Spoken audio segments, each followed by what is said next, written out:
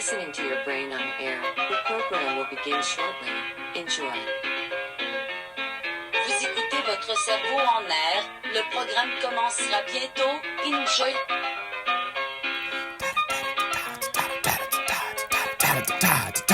Good afternoon, everyone. Welcome to Your Brain on Air. I am your host, Ollie Vogt Larson, and I'm sorry to report, ladies and gentlemen, heresy has fully claimed the Church of England. The Archbishop's seat is vacant as they have embraced full heresy. It's not according to me, it's according to their own book, ladies and gentlemen. They have pointed out a glaring problem. The new Archbishop of Canterbury, I know, many of you Americans, much like me, you're going, why would I care about this? Well, it just so happens that many people of the United States happen to be relatives or maybe descendants of people from the United Kingdom. And as a result, or maybe just followers of that church, they may follow the Church of England. This is going to affect them directly because the church has embraced full heresy.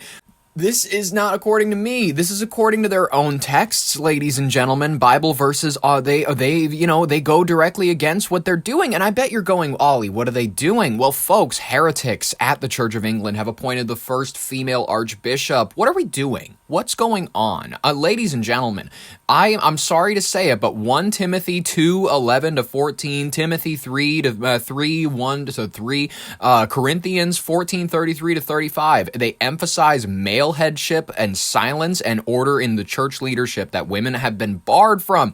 These verses, particularly Timothy 2:12, are interpreted by many people as prohibiting women from exercising any spiritual authority over men. If you don't like it, take it up with the namesake of my birth state's capital, St. Paul. Take it up with your own book. If you don't like it, Christians, she supports same-sex marriage. What are we doing? What's going on? I don't understand. Aren't the Christians supposed to be dorks? I'm excited to see where this goes from here. They're just dismantling their own church. They don't even know what they worship anymore. The new Archbishop of Canterbury will be installed today, but why is it such a big deal? Dame Sarah will become the first woman in 500 years to take up the role. There have been 105 archbishops, and they've all been men, but Dame Sarah has shattered the glass ceiling that has prevented women from taking up the highest position in the Church of England. She's worked for the NHS for 35 years, starting out as a nurse before being made the youngest ever chief nursing officer. In 2006, she became a priest and was appointed Bishop of London, the first female one, after just... so she's only been a priest for 20 years. How old is she? Dame Sarah Mullally, age 63. So wait a minute, she only became a priest when she was 43? God, that doesn't sound like a lifelong dedication to the church. 12 years. Once the celebrations are over, there are huge issues to be dealt with. A safeguarding scandal led to the resignation of her predecessor, Justin Welby. It's hoped she will form a more compassionate path in handling victims of abuse within the church. She's also critical of the assisted dying bill, saying it's unsafe and lacks safeguards. That means her appointment hasn't been welcomed by everyone. Conservatives are critical of her support for things like same-sex marriage, though her supporters say she will be a kind and godly leader. Well, it's not just conservatives, it's people that are, like, Christian. It's people who look at the book and say, this is not allowed. This is not allowed according to our own rules. We are not allowed to do this. She is not a legitimate bishop. You cannot make women bishops. It is against the text. It's not correct. And I'm sorry, I'm not even a Christian, and if I'm noticing that it's heresy, it must be pretty damn bad. Bishop Sarah Mullally is set to become the first female Archbishop of Canterbury, so a moment of history. But before she even steps into that role, we've unearthed a number of scandals on her watch in the Diocese of London. The Diocese of London. One of the most controversial involves the death of a London priest called Alan Griffin 5 years ago. The lies that were spread within the church about him would have been devastating to him. I've been investigating the Church of England for almost a decade now, most notably John Smythe, who was the most prolific serial abuser associated with the church. He groomed and brutally beat 130 boys and young men. We're told that you beat young men until they bled. Why did you do that?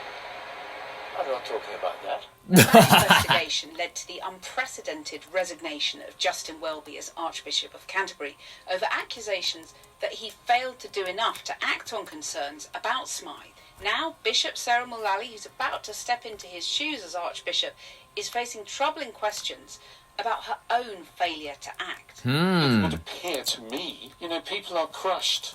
Large institutions put the institution first. So we've been investigating a secret dossier full of lurid claims about 42 Church of England clergy members. London priest Father Alan Griffin was one of those named in this secret report, which falsely claimed that he abused children and paid for sex. He was a very moral person, and he would to think that other people would believe these lies would have been devastating to him. So the key question is this: what did the incoming Archbishop of Canterbury, so the woman currently in charge of the London diocese, Sarah Mullally, do about this secret report? Yeah, what'd she do? Reveal she was given the report, but she says she hadn't read it. I never went back and read that report, because why would I want to know what gossip was? Written by Oh, wow, you sound attentive. by the former head of operations in the London diocese, a man since jailed for fraud.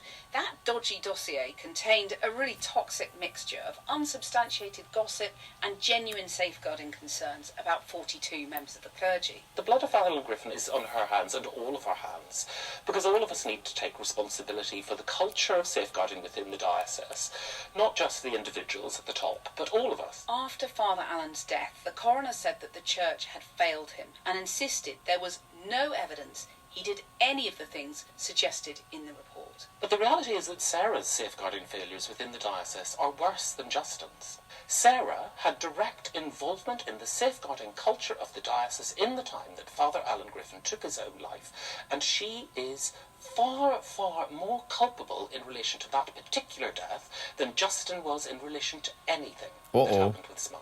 And we've also done an interview with a safeguarding officer who was supposed to help oversee reforms put in place after Alan Griffin's death. But she says she ended up being forced out. When I raised concerns and raised my voice, I became very quickly isolated from the rest of the team. She broke a confidentiality agreement the church had put in place to tell us how horrified she was about her experiences in that job. I think the public and members of the Church of England need to know what's happening on the ground and behind the scenes. More people will die, more people will become ill, and they've already got blood on their hands. Now, more than a year since the last Archbishop, Justin Welby, was forced to quit for failing to act over safeguarding concerns, Bishop Sarah is being urged to consider her position before she's even installed in the job. In a statement, Bishop Sarah told us, "Ever since I became Bishop of London in 2018 and before, I have spoken publicly about the clear need for independent scrutiny of safeguarding across the Church of England. That is why I commissioned the Robson report into Father Alan's death, to examine exactly what went wrong in the tragic run-up to November 2020. The public recommendations from the independent report in 2022 have been vital ever since in driving forward change across the Diocese of London."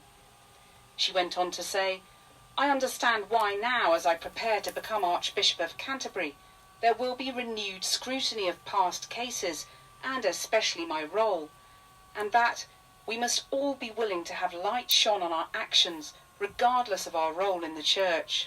She is, okay, so apparently not only is she just a controversial figure, she's also a woman. That's just, I guess, it's a double whammy, ladies and gentlemen. And I'm not trying to say that I think that women can't teach men. I'm not trying to say that I'm not trying to say I personally agree with the text. I'm saying if you claim to run your religion by this text, then follow the goddamn text, or don't, or just don't, ladies and gentlemen. Is that so hard to ask of people? Is that so hard to ask? Is it so hard to ask that Christopher Jackson, the George Washington actor from Hamilton, for some reason knows the lyrics to the national anthem? This is embarrassing. This was apparently it was the national anthem at the opening day of the Mets game, and he's like, "I'm human." He mixed up the national anthem lyrics. I'm sorry to say it. If you can memorize all of your lines for Hamilton, a mid-tier, let's call it, musical, and it's a lot of rapid rapping, it's a lot of all that kind of bullshit. Apparently, your mind works perfectly with all of those lyrics, but you cannot remember something that you literally need to know in order to pass a citizenship test. Every person who is a citizen of the United States should be able to recite this. This is not a crazy thing to ask. Let's listen. I want to hear how bad this performance was. Ladies and gentlemen, George Washington, Christopher Jackson from Hamilton, singing the national anthem at the Mets opening season game. What so proudly we hailed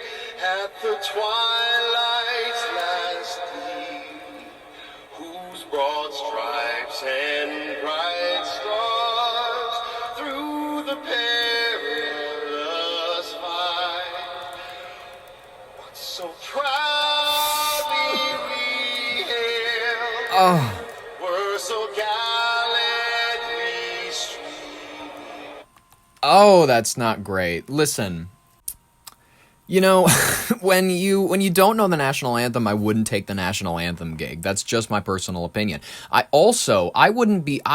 I was the city of Duluth, I'd be shaking in my boots right now, because apparently there's human remains leaking into Lake Superior right now. If you don't know about this very famous, this cemetery, it's right next to the Glen Sheen Mansion, and it's a very popular spot. It is a historic cemetery, and currently it is sloughing off into Lake Superior. Officials in Duluth are requesting $2.5 million from the state to stop the continued exposure of human remains. Next time that I'm going to Duluth, and I'm going there in a couple months here, within the next few months here, I'm going back because I love that city. I'm heading right over there, and I'm seeing if I can pick up a human bone or something like that. That sounds cool as shit. Let's hear what's going on. Apparently, you can just go to the beach and you could find human remains. You could just find them like on the beach or something. A final resting place is at major risk. We're referring to Skandia Cemetery in Duluth.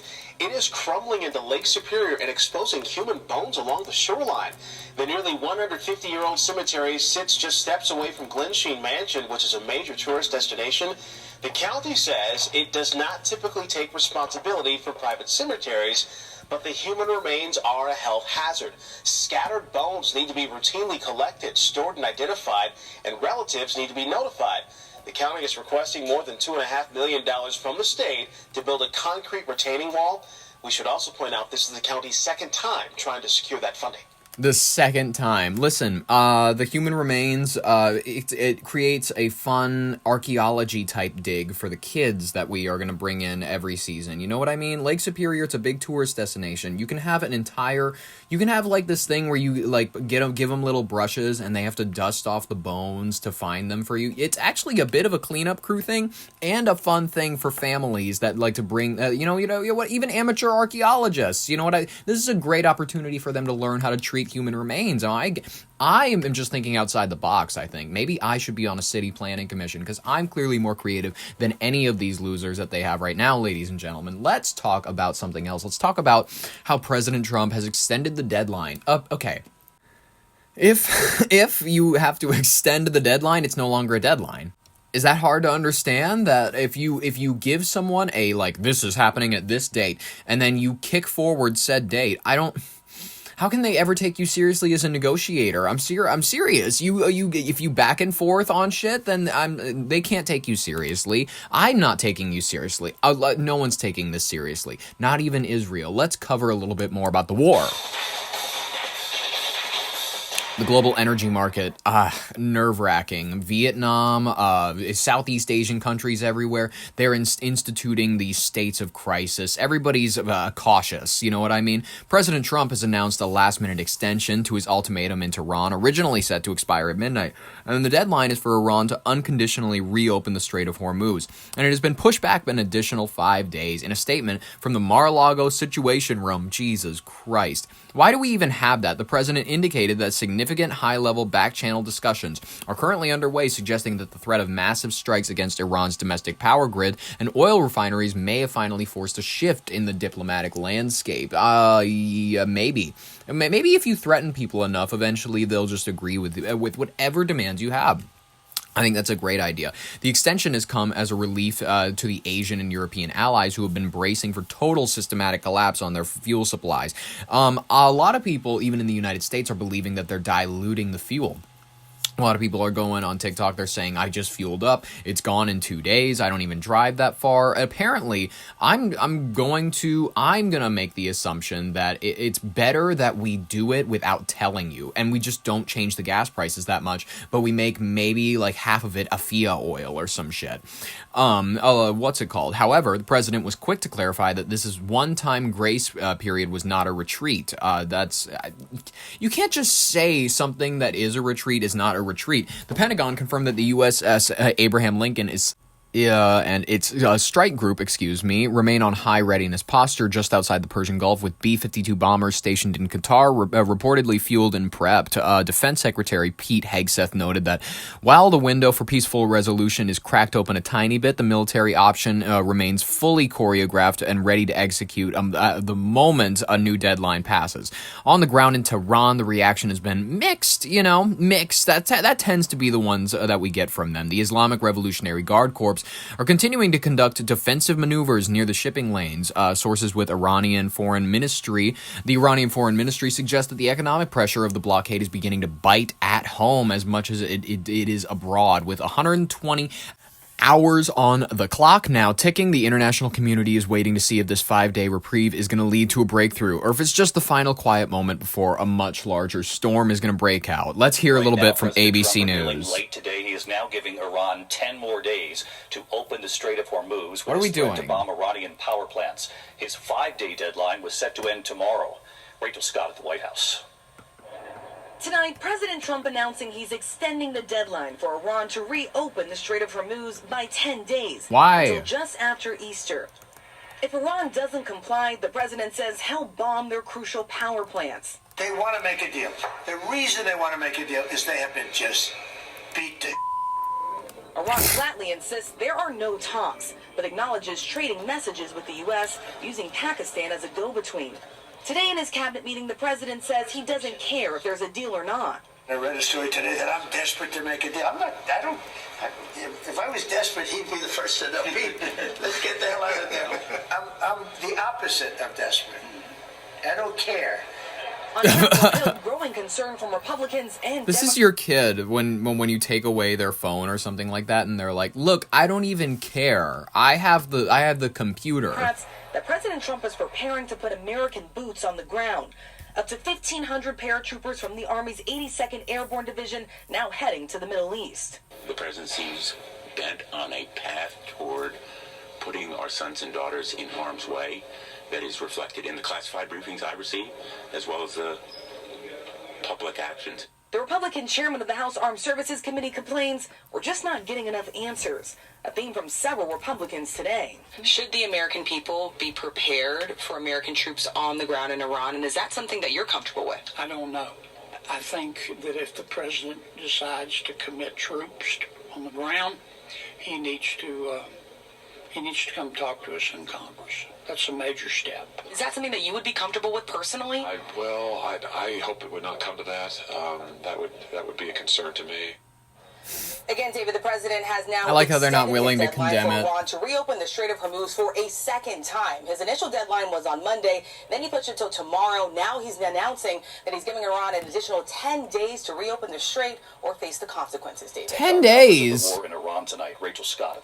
Well, that's not all we have about the war, because the U.S. Army is raising the maximum enlistment age from 35 to 42, if you didn't already know that, because, let's be really honest, there's not many physically impressive young men between the ages of, it's the 17 with parental permission to join the military to, I believe, 35. That was the current age group. And the men in their 20s nowadays, they're one of three extremes. They're like kind of looks maxers, they're into the bodybuilding community, they do all that, they get into protein, whatever.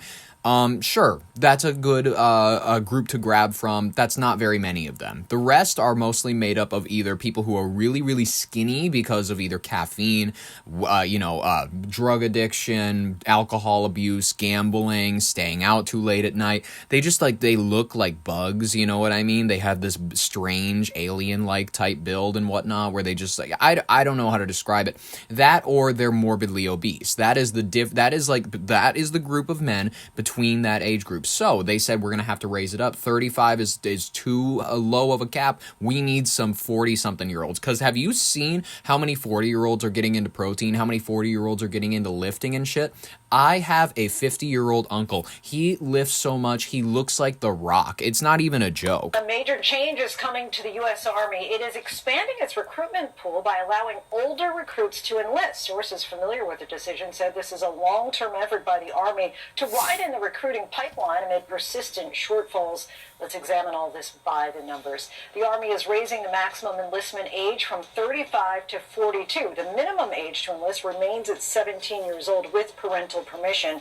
This is not the first time the Army has raised its age cap. In 2006, during the height of the Iraq War, the service lifted the cap to 42. The Army lowered it back to 35 years old then in 2016. Bringing the limit back up puts the Army more in line with other branches like the Air Force and Navy, which both cap enlistment at 41, while the Marine Corps' cap is 28 years old. Along with the age increase, the Army will now allow enlistments of individuals with only one marijuana-related conviction. Meanwhile, the military has seen an increase in interest. In 2025, enlistment reached its highest levels in 15 years, with an average of 103% of recruitment goals achieved across all branches. Despite this, the biggest hurdle with recruiting has been a lack of eligible candidates. The Pentagon estimated only about 23% of young Americans 17 to 24 years old are eligible to serve.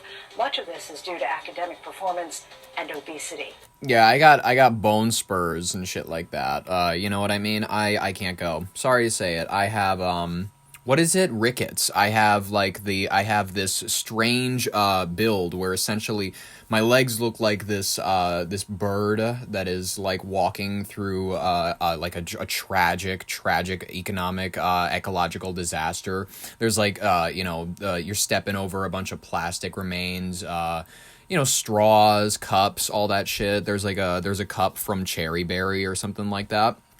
And then the torso is a disaster, quite frankly. It is like, you ever seen those paintings of an Indian man riding a horse and whatnot, and then he like leans down on the side with a bow and arrow and fires it off, and he just has those broad shoulders and whatnot? I got that. There's nothing there though. It's just the bone exterior. You know what I mean? It's just that is the only thing giving it shape. There's no muscle tissue. It's none of that. So sorry, I can't tell you. It's just I'm not primed for combat, ladies and gentlemen. You know who is primed for combat? The people who are still deeply invested on the American-Israel relationship. Not very many, if I'm going to be honest with you. A lot of people are starting to get comfy with the idea of the Israel question. A lot of people because it's popular now. A lot of people because it's getting a little less out there to question Israel. Thank you, God, Tucker Carlson, for redefining the conversation around Israel. And by the way, he was on the topic a little bit sooner than a lot of these people before the major awakening, as a lot of people are calling it. This is the Great Awakening. It is, quite frankly. Let's hear a little bit about how we may be done. Are Americans breaking up with Israel? Some evidence points to yes. Listen to what these people on the right have been saying lately. Everybody sucks up to Israel in this way that suggests they're afraid. America first, not Israel first. You're a slave to Israel, Trump. Hey guys, I'm Dina, and I want you to take note of an important shift happening in the U.S. right now and what it could mean. Support for Israel has plummeted since the start of the genocide in Gaza across the political spectrum and all ages. More Americans now say they sympathize with Palestinians over Israelis. This is big because for decades, Israel has relied on the unconditional support of the U.S. Israel gets close to $4 billion a year in U.S. military aid, and they've gotten billions more on top of that since the Gaza genocide began.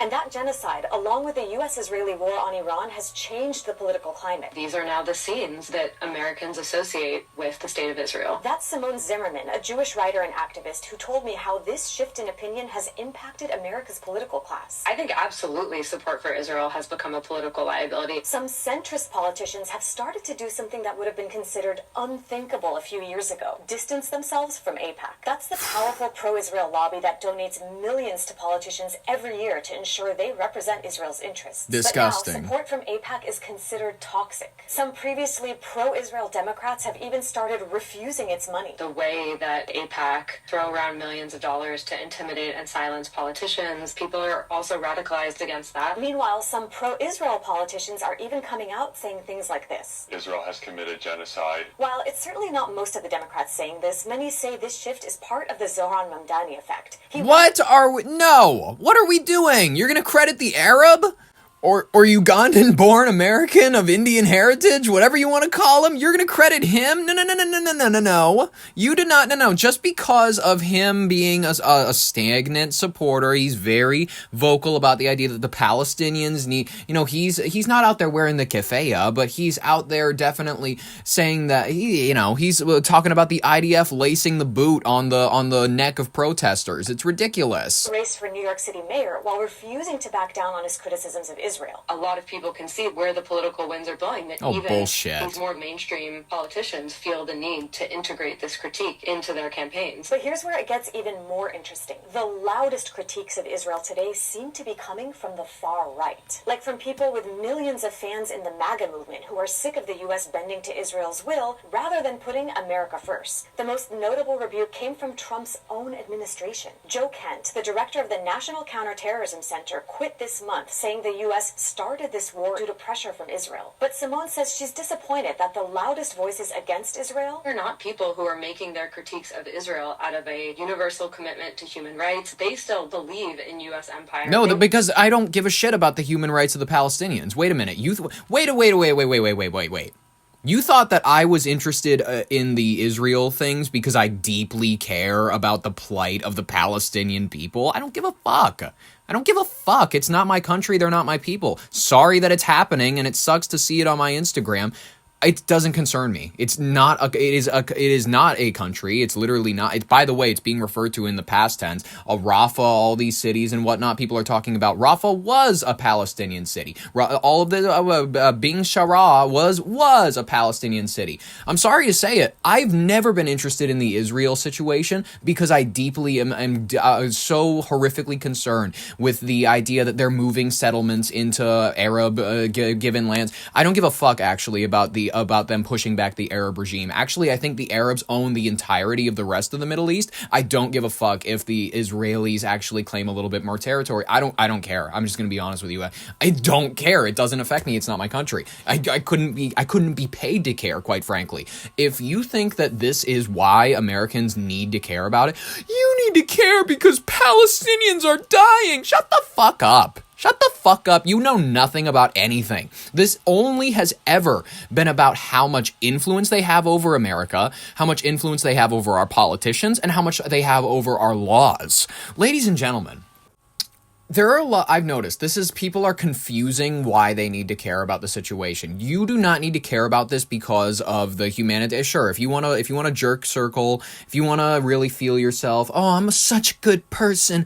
Oh, I'm such a good person. I care about the human rights of other people. Okay, yeah, go for it. Have your own little fest, but stay inside, quite frankly. No one wants to see you feel that good about yourself in public. It's kind of weird. It's not something you should involve other people in. It's a very private matter. You know what I mean? I'm just trying to make it very clear.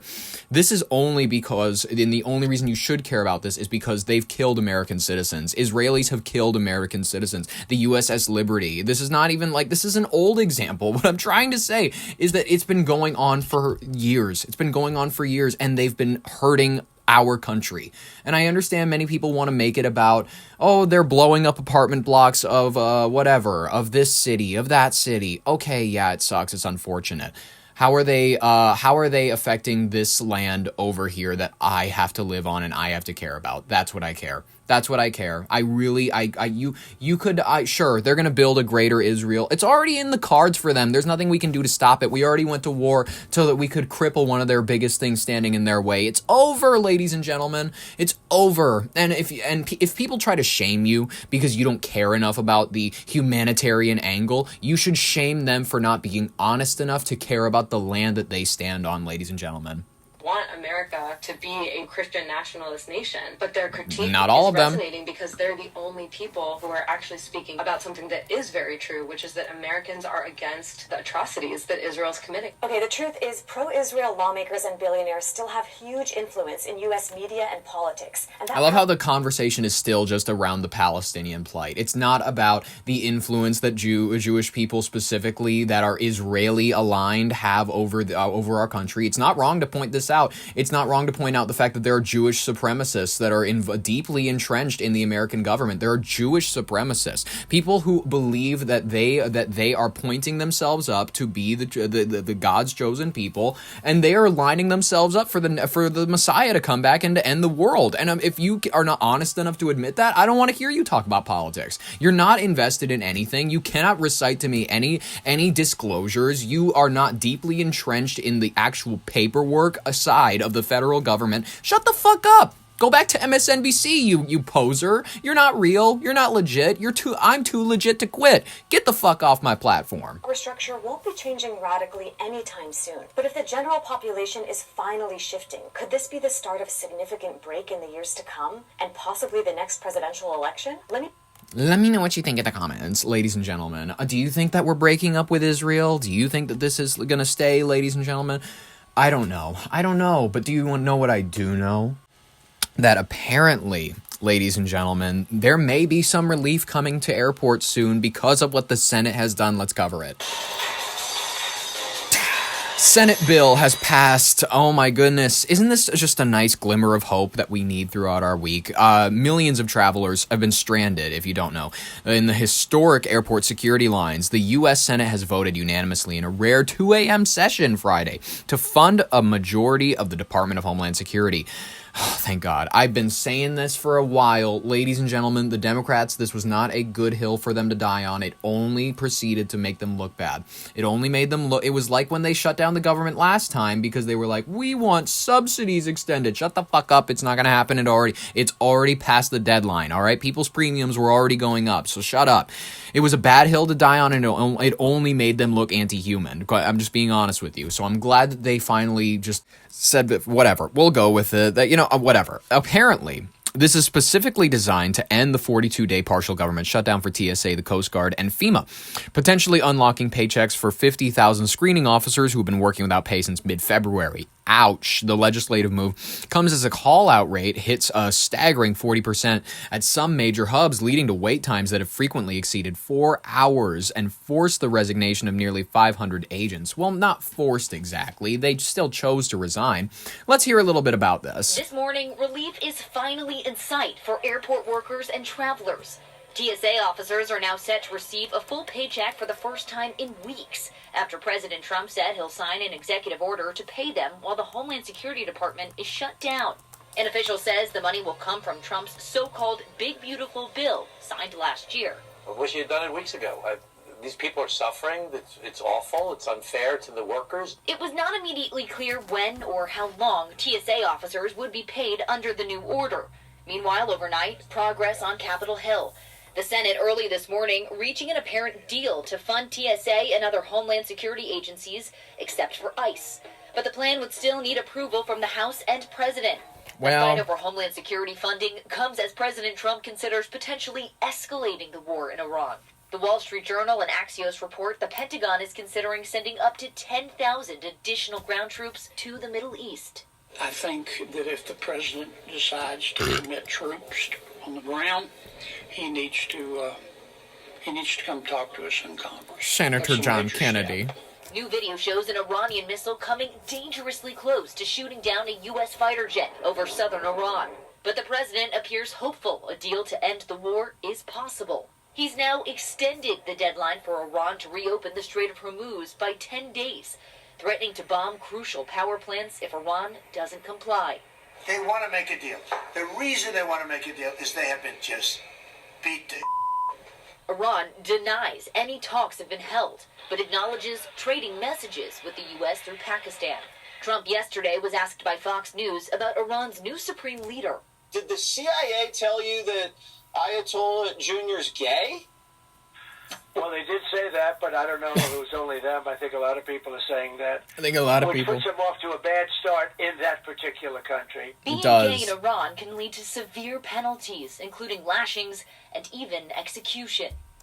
Yeah, but probably not for him. That's my assumption, is that if you're gay but you're the king, you can be fucking and sucking and you can do whatever you want, and I imagine they'll just overlook it.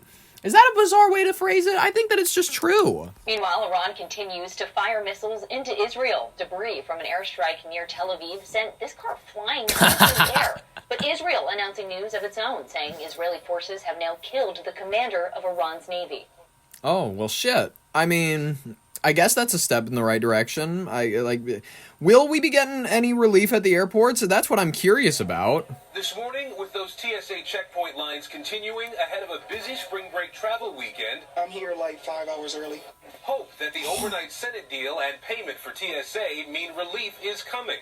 The limbo has left TSA officers at their wits' end, with hundreds quitting their jobs since the latest shutdown started. We're not doing okay. Union President Antoinette Wade, who represents TSA officers in Louisiana and Mississippi, says some are on the brink of losing everything. We have people who are facing car repossessions. We're relying on food banks and disaster relief funds.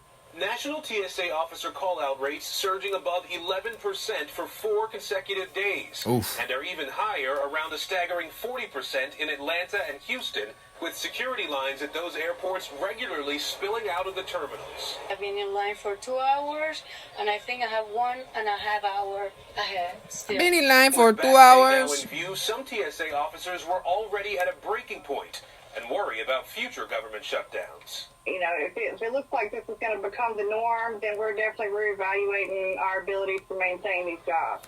While the lines stretch on the ground, another scare in the skies, just days after that collision at LaGuardia Airport, which killed 2 pilots. The FAA says it's now investigating an incident at a California airport Tuesday. An Army National Guard helicopter on a training mission flying close to a United plane. Well, shit. Flight Radar 24 shows the moment the 2 aircraft passed each other. It's just over a year since that D.C. crash when a passenger jet and an Army Black Hawk helicopter collided, resulting in 67 deaths. 67. Of this week's incident, United saying pilots saw the helicopter and received an alert, leveling off and landing safely. We're going to be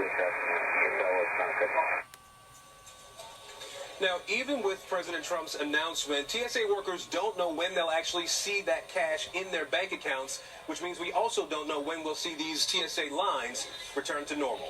Hoda? All right, Aaron Gilchrist. Hoda. God, we love Hoda, ladies and gentlemen. We love Hoda. Because she gave us a glimpse into Savannah Guthrie's mind. I loved their interview together, quite frankly. It's the least interesting, most goy-slop story to distract people. It came out right around the time of Major Epstein drops. It was just an absolute massive distraction with the mom getting kidnapped. It was bullshit. And apparently Savannah Guthrie was like, God spoke to me. I heard the voice of Jesus say, or some shit. What did she say? Let's play that clip of Savannah Guthrie crying or some shit. One of the very few times in my life I did hear God speak to me. And I heard the voice of Jesus say, as I said to myself, I can handle anything, God. I can handle anything. I just can't handle not knowing. We can't handle not knowing. I have to know. Yeah, I have to know. And I heard a voice. I heard the voice of Jesus say. And it said, What'd she say? You do know where she is. She's with me. She's with me. So she's admitting to going full schizo. Man, that sucks. I mean, I'm not going to say it because it's like, I don't know how I'd react if my mom went missing, but I definitely wouldn't make nearly as many weird-ass videos as she and her family did. Like, we need you guys to come forward and really say something. Like, we really need you to, like, search your memories if you think of anything, literally anything. Just let us know, because anything you think helps or some shit like that. It was boring. It was whatever. I think we're already in the rapid fire section of today's headlines. That was one of the most smooth transitions I've ever done because we're just going to flow right into it, ladies and gentlemen. I went from the last story about the airport security bullshit to Hoda. I used her as a good transition to move to Savannah Guthrie. And now we're going to just, we're going to do a much messier transition to Mamdani, now appealing to a court order that would force the city to expand its rent voucher program, an expensive plan meant to to help low-income New Yorkers pay for housing. Very curious. Let's hear a little bit about this. Some people are saying he's walking back some campaign promises. Mayor Zoran Mamdani backed off a major campaign promise on affordable housing as the city faces a multi-billion-dollar budget gap. He's now appealing a court order that would force the city to expand its rent voucher program, an expensive plan meant to help low-income New Yorkers pay for housing. The mayor did, however, announce a new program to speed up affordable housing construction on city-owned land. Eyewitness News anchor Tanya Rivero has the story from Bed-Stuy. This vacant lot behind me here in Bed-Stuy has been lying unused for years. It is one of 3 city-owned lots, the other 2 in the Bronx and Queens, respectively, that the mayor has identified to use to fast-track construction for affordable housing. The project here should break ground in about a year and produce 300 units of affordable housing. New Yorkers cannot afford to wait any longer. Mayor Zoran Mamdani and other local leaders today announced the Neighborhood Builders Fast Track program to speed up new construction of affordable housing on city-owned land. We are creating I wonder how many gang criminals are standing behind him right here. One of my favorite things about some Democratic politicians, and in particular, it's the occasional Republican, but it's mostly Democratic politicians. They'll have like Keith Ellison standing behind them or whatever.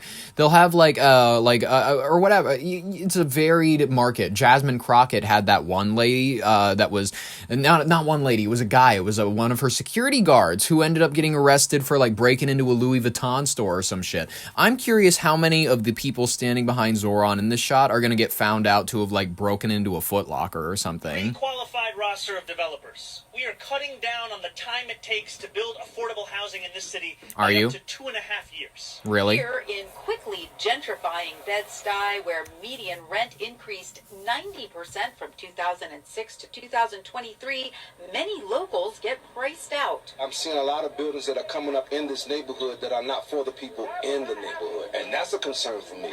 And that's a concern for me. Top of mind and relative. I like the idea that he's going to fast track. Why you gotta interview the least intelligent looking people on, like, I understand New York City, there's not many beautiful looking people, but there are certainly realer looking people. Affordable housing, as long as they are affordable. Affordable. There's so many of us that cannot afford this affordable that they're talking about. They cannot afford this affordable. I love that they're really interviewed. They got Albert, Ein, and Stein. Money has come under fire for continuing to fight against a popular housing voucher program the city council voted to expand.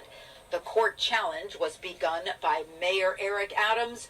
Both mayors, or as I like to call him, Nikola Tesla. Too expensive. We are speaking about an expansion that would then cost over $4 billion in the next few years alone. I am deeply committed to ending the homelessness crisis in the city, and also I'm committed to doing so in a manner. I love that they show a guy passing out on a subway. There was a woman recently who had a bunch of gas on the L train in Chicago, had a bunch of gas dumped on her head, and then a guy with 72 priors, apparently, he lit her on fire, and I love it. I love that people are going to go, this shit doesn't happen. This is not real.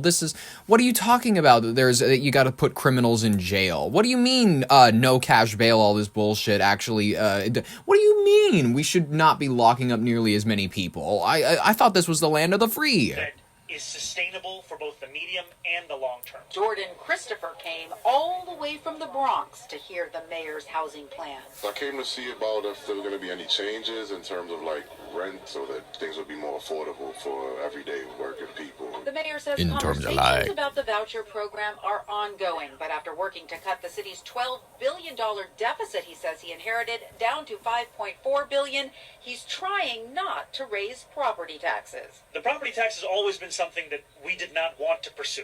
We laid it clearly that this was a last resort. Some say the mayor is backtracking on a campaign promise to support the expansion of this housing voucher program. Others say this is what happens when a mayor who may have run on an idealistic platform a Hasidic Jew walks behind her just in the streets of New York. I love NYC. Against the cold, hard fiscal reality of the city's budget and deficit. in Bed-Stuy. I love that. I love that. One of my favorite things, ladies and gentlemen. Oh, the Olympic Committee, apparently they've officially barred biological men from competing in women's sports. This meaning transgender athletes. Is this newsworthy even? This is just kind of a common sense thing. The scientific evidence is very clear. Yeah. Male chromosomes give performance advantages in sports that rely on strength, Yes. power, Yes. or endurance. Yes. At the Olympic Games, even the smallest margins can be the difference between victory and defeat.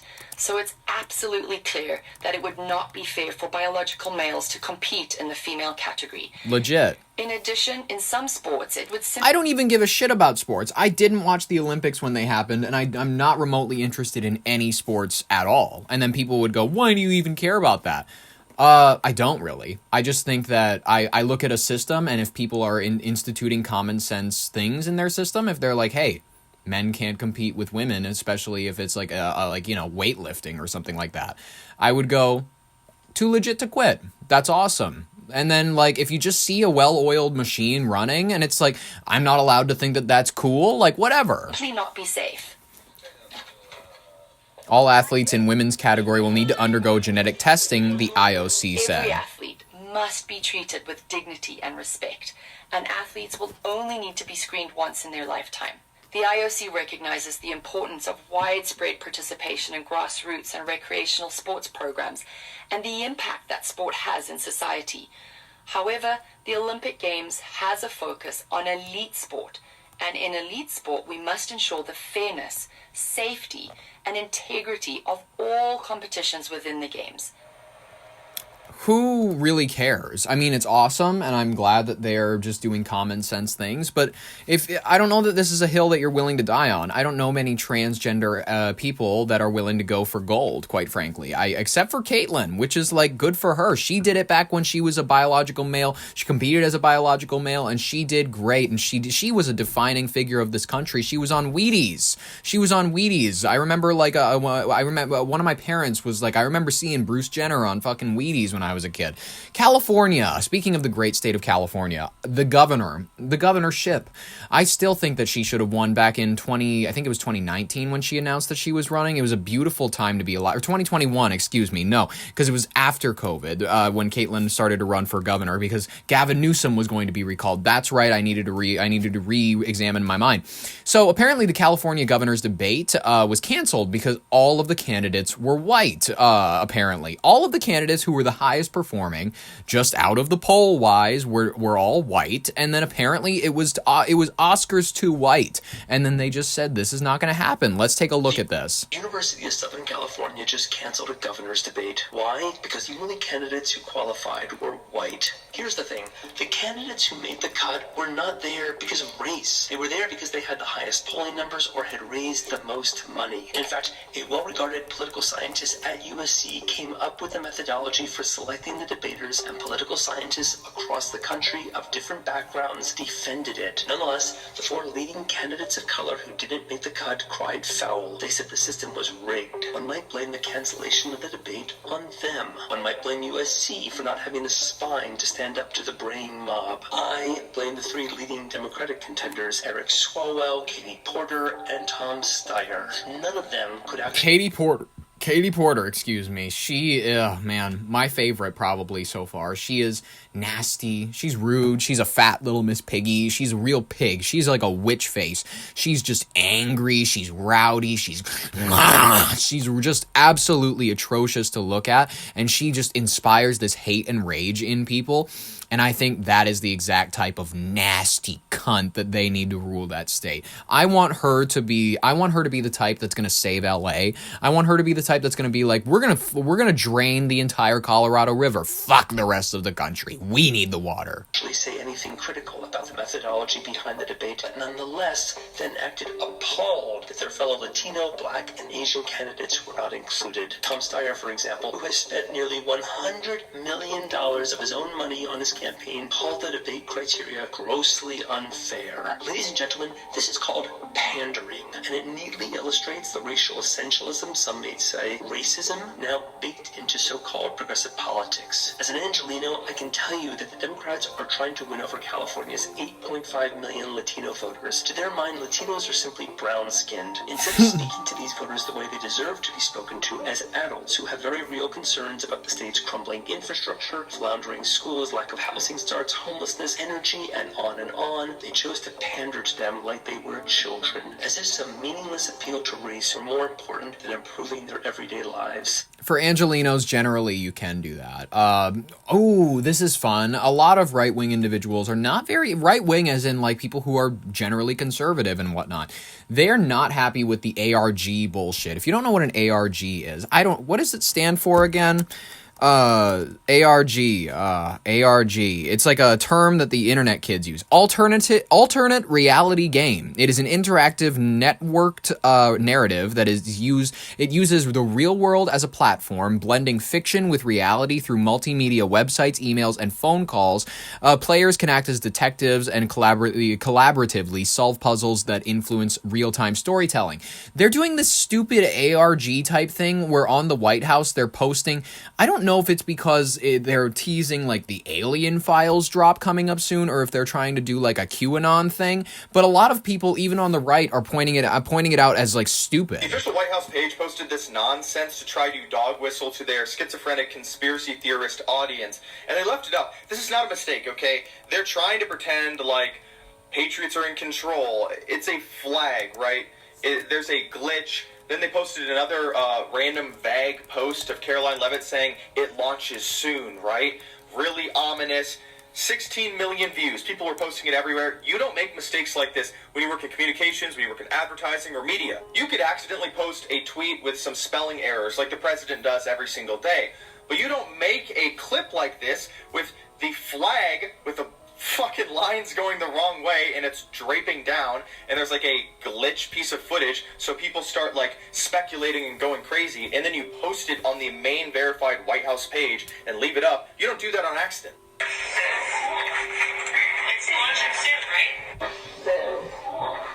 It's launching soon, right? This is intentional. They're signaling to an audience of devoted cult-like followers and exploiting this belief that's been building since 2019. Here was a Q post from the same time. Oh, it's an American flag. Yeah, they posted that on purpose. They know they are losing support in the public. They know a lot of the public does not trust them, especially the right wing. They know that their polling numbers in most states for Republicans looks abysmal. So they need to try to signal to pretend like, yeah, whatever you guys voted for, whatever you believed in, it's still there. And we still want to do what you want. We're just playing a game. You have to trust the plan. It's all a lie. It's all deceit. And it's all very apparent. Very, very much so. I mean, if they're waking up to it, that's pretty damn cool, ladies and gentlemen. Oh, Inside Edition, why not? We'll cover this. We're seeing new video of the 2023 incident around this woman, The Bachelor. The Bachelorette, god damn it. This woman, I love her, Taylor Frankie Paul. She throws chairs at her kid. Apparently it got like a goose knot or something. That's what they call it when you like get hit in the head and then a bulb shows up. It's like a subdermal hematoma. I don't know what the term is. Let's look a little bit at this body cam footage, newly released. Now, a new video of The Bachelorette adding to the fallout. The new season canceled after leaked video showed Taylor Frankie Paul throwing chairs at her now ex-boyfriend. Now, in just released body cam, you can see her slap him right in front of the cops. Just released police body cam shows new video of canceled Bachelorette Taylor Frankie Paul striking her ex-boyfriend. She's hammered. You can see Taylor raising her hand at Dakota Mortensen. He flinches. Then police say she hits him. Hey, stop. Officers pin down Taylor's arms. Dakota tells cops she's drunk. Police came to the house in 2023 after a 911 call reporting domestic violence. Video shows Taylor attacking Dakota inside her home, kicking him and throwing metal chairs at him. In the new video, you can see her sobbing as cops enter her home. There's the overturned metal chairs. Yeah. Her house is in disarray with children's items strewn all over the floor. She tells police that Dakota was the one who started the dispute. He's pushed me in my garage, a man. A man? I love that. I'm sorry. That's my... She knows... She is a smart woman. I love smart ladies because they instantly know to play the sex card. It's like playing the black card, but it is... I'm a little woman. I could never do anything. I am the weaker sex. That's the funny thing about a lot of women is they will never admit to being the weaker sex physically, except for when it'll benefit them in any legal circumstance. And I love that. I love women. They're my favorite. They're my favorite. Listen, this is not against all women. Not all women are willing to do this, but some are. Some are certainly. You can see Taylor's 5-year-old daughter peeking out from behind the blinds as cops question the reality TV star. During the assault, police say her daughter was accidentally hit by a metal chair, causing a goose egg bump on her forehead. Your daughter is raped! Police place Taylor in handcuffs and take her away. They return the following week to remove a metal chair as evidence. Taylor's emotional as she asks officers if she's in trouble. So with this, like, you guys looking at this, like, is it super bad? Podcaster Emmanuel Acho hosted The Bachelor After the Final Rose in 2021 and says it was a mistake to hire Taylor Frankie Paul as the Bachelorette. Number one, Taylor Frankie Paul, you already know that this situation has existed and this video exists. Once a video comes out in our society, everything changes. The secondary part is... Nah, there's still people defending her. There's still people going, lad, looked like he deserved it. The executives, of all the people you can cast, that decision and that risk is simply not worth the reward. She's not even that pretty. Reality TV expert Steve Carbone... Reality TV expert? That's a field? ...says lots of fans are disappointed. People are just like, why would they choose her? And yeah, we feel a little bit betrayed. I think what they're betrayed about is the vetting process of all this. Taylor Frankie Paul pleaded guilty to aggravated assault, but the charge could be dropped if she successfully completes her probation. I love people on probation. They're some of my favorite people. I've known quite a few of them. I used to mix drinks for them in my father's shop when I was a young lad. I used to hang out with people on probation, and it's one of my favorite. They're some of my parole. Whoo! When you get someone on parole, that's one of my favorites. I love people on parole because they're always a little bit shoddy. Whether they got in for itching their arms, and by that you know what I mean, by like doing some drugs, whether they got in there for domestic, anything. You can always kind of feel out when somebody is a little bit nervous because they got an officer that they got to call at whatever time. Ladies and gentlemen, I love life. I love everything that it has to offer. Life is fiery with its beauty. Everything in this world is worth appreciating. You just have to look at it right. Life is gorgeous, and we all need to appreciate it for what it is. Speaking of which, we need to talk about this lovely, beautiful story that I think is actually going to help us appreciate the beautiful things in life.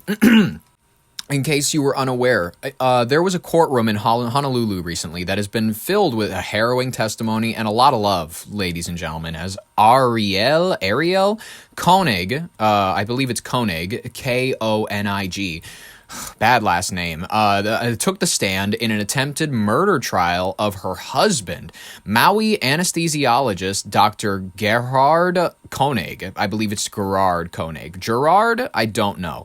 Exactly 1 year after the alleged attack, Ariel described a birthday hike on Oahu Palipuka's trail that turned into a fight for her life. She told jurors that after she refused to take a selfie near a steep drop-off, her husband grabbed her and began forcing her towards the cliff's edge, repeatedly telling her, "You're done. We don't need you anymore."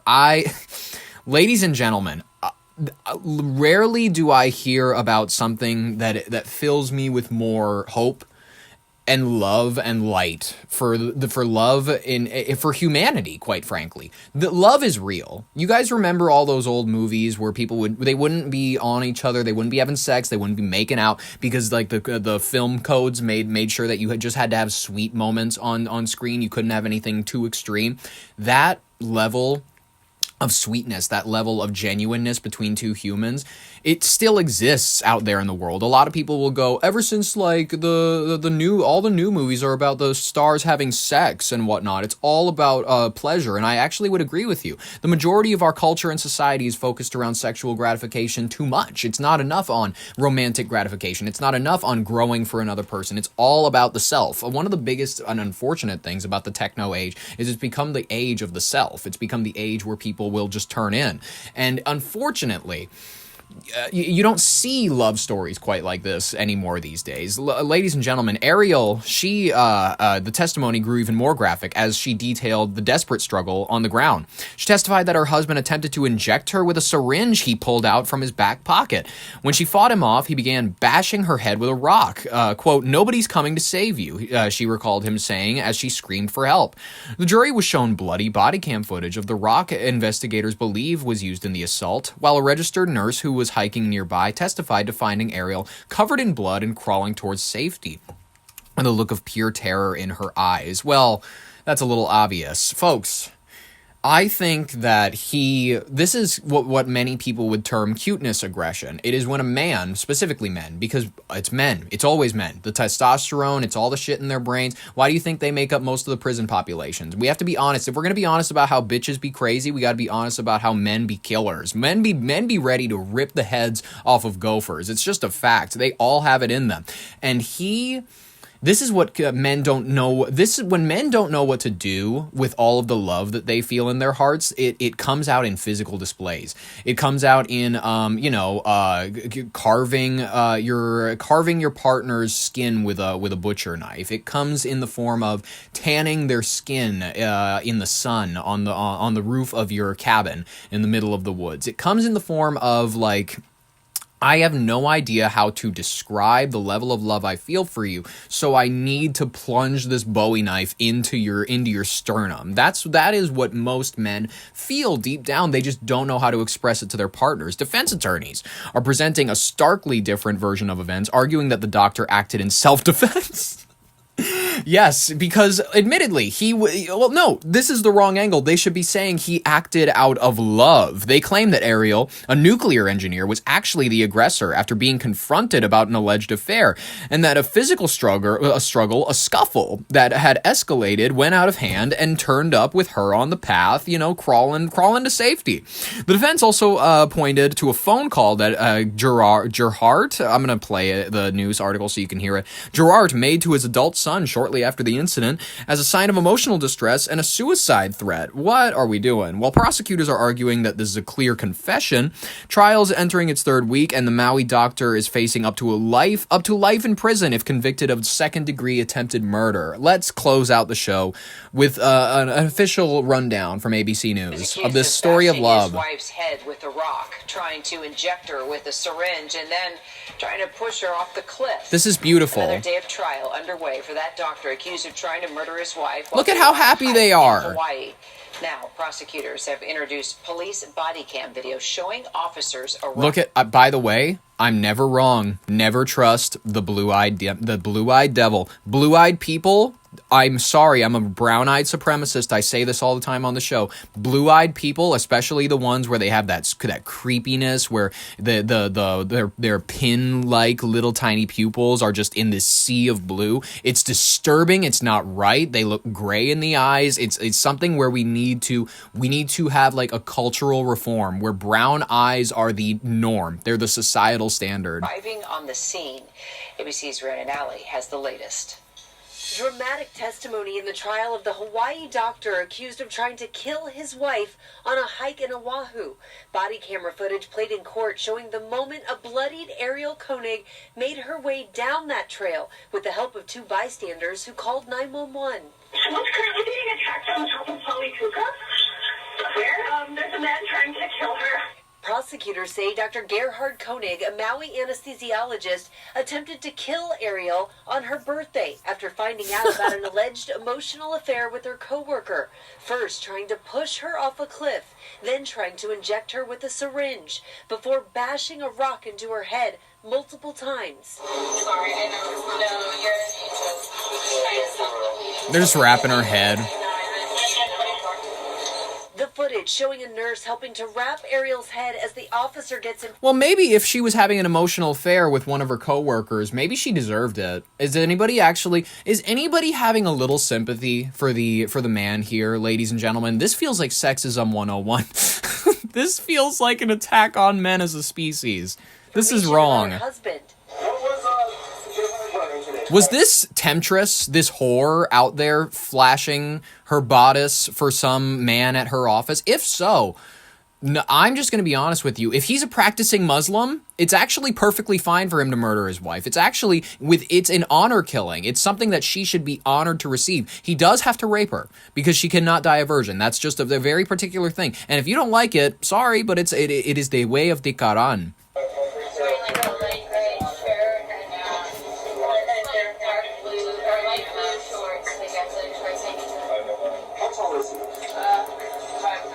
The responding officer who first made contact with Ariel taking the stand.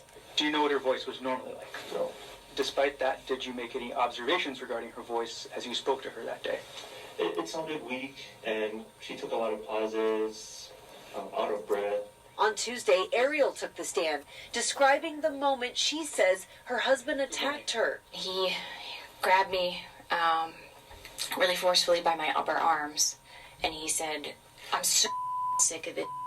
Get back over there." And he starts pushing me back towards the cliff. Dr. Conig's defense claiming Ariel attacked first and that he only hit her with a rock in self-defense. I bet. A Honolulu police officer testifying that he apprehended Dr. Koenig after a brief chase. So I pulled up and I said, "Hey, police, stop. Let me see your hands." So I reached out and I grabbed his right arm to try. I'm still yelling, "Police, stop, police, stop." So he tries to pull out and continue running away from me to get away from me. We're in this grassy, muddy area, so I lose my balance and he loses his balance, so we both fall on and I fall on top of him. Dude, it's one of those fat Hawaiians too. It's this big guy. He's built like that one character from the live action Lilo and Stitch. Thanks, Joanna and Allie, for that. The defense says that Gerhardt didn't know the officers were police because they were in plain clothes, and that's why he started to run. He's charged with attempted murder and faces life in prison.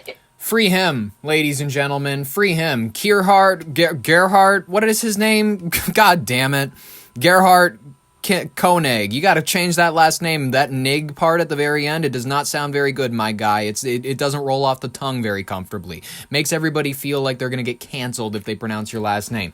Ladies and gentlemen, I had a wonderful time collecting these stories. I had a wonderful time inspiring you, hopefully, with that story of love near the end. I hope that you, whatever your weekend brings, you cherish it. I hope that it goes well for you. I hope that it brings you riches and good fortune, as the Chinese like to say, ladies and gentlemen. I have been your host for Your Brain on Air, Ollie Vogt Larson. If you'd like to be here for any future broadcasts, subscribe, ring the bell, like if you liked it. Ladies and gentlemen, I'm going to leave it at that. Enjoy your weekend. I'll be back at it again Monday through Friday of next week. In the meantime, this has been Ollie Vogt Larson with Your Brain on Air. Thank you so very much for listening, and bye-bye.